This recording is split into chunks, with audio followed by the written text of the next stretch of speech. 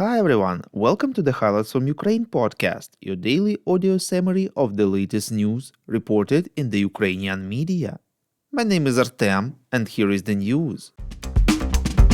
946 days less the Russian invasion of Ukraine.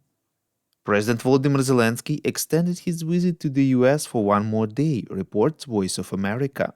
Yesterday, the Ukrainian leader met US President Joe Biden twice, first on the sidelines of the UN General Assembly in New York, reports Ukrainska Pravda. Volodymyr Zelenskyy focused on the matter of the victory plan. Zelenskyy thanked Biden and the US for the assistance provided to Ukraine and briefed him on the situation in the country, particularly on the front line. The two presidents took part in a special G7 Plus meeting dedicated to Ukraine's recovery. More than 30 countries and the European Union signed a declaration on Ukraine's post-war recovery. For the second time, they met in the White House later on the same day. The president of Ukraine presented his victory plan to the American head of state. Meanwhile, amid Zelenskyy's visit to the US, Biden announced a sharp increase in security assistance to Ukraine, promising to allocate almost $8 billion for weapons in the coming months, including Patriot and long-range GSOE aerial bombs. Furthermore, the US said on Wednesday that it would provide Ukraine with a new package of military support totaling $375 million. Volodymyr Zelenskyy met a bipartisan delegation of the U.S. Senate led by Senate Democratic and Republican leaders Chuck Schumer and Mitch McConnell and briefed them on the key points of the victory plan as well. Later, Zelenskyy met U.S. Vice President and Democratic presidential candidate Kamala Harris to share details of the plan. The president stressed the need for Ukraine to be fully understood and work in full coordination with the United States. Kamala Harris has said she supports Ukraine's vision for the end of the war. Quote, "Nothing about the end of this war can be decided without Ukraine. However, there are some in my country who would instead force Ukraine to give up large parts of its sovereign territory, who would demand that Ukraine accept neutrality and would require Ukraine to forego security relationships with other nations. These proposals are the same as those of Putin, and let us be clear, they are not proposals for peace. Instead, they are proposals for surrender," unquote, said Harris.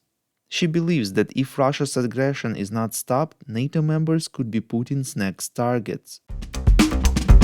We would really appreciate if you could recommend us to your friends and family, as well as share information on social media. This way, more people would learn about the podcast and truth about Russia's invasion of Ukraine.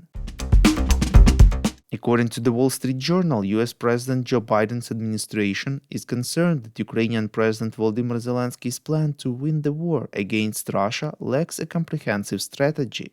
Western officials have said Kyiv's proposal focuses on arms and the easing of restrictions on the use of long-range missiles. A senior State Department official said that Ukraine's plan broadly covers Ukraine's needs on the battlefield, political changes within the country, and the economy. But US and European officials said the most elaborate part of the plan is the first phase, arms-related requests, while other key elements are less specific. Donald Trump, the US presidential candidate from the Republican Party, agreed to meet with President Volodymyr Zelenskyy, who plans to present him his victory plan, reports Interfax Ukraine. At a press conference at Trump Tower in New York, Trump expressed confidence that he can come to an agreement with Russian President Vladimir Putin and President Zelenskyy. Quote, "I will say this, I believe that I will be able to reach an agreement between President Putin and President Zelenskyy quite quickly.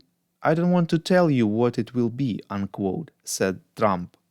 Earlier, Trump refused to meet the Ukrainian leader, accusing him of supporting the Democrats in the US elections. Since Zelenskyy visited a shell factory in Pennsylvania with local governor Josh Shapiro, who is an ally of Kamala Harris. Thank you for listening to the Highlights from Ukraine podcast. We're a non-commercial initiative of just two people, and we need your help to grow. Share information about the podcast, rate us in the app, subscribe to our Patreon. With your support, we are getting better. We call on you to demand from governments of your countries to impose the toughest sanctions possible on Russia and its citizens to stop their invasion of Ukraine.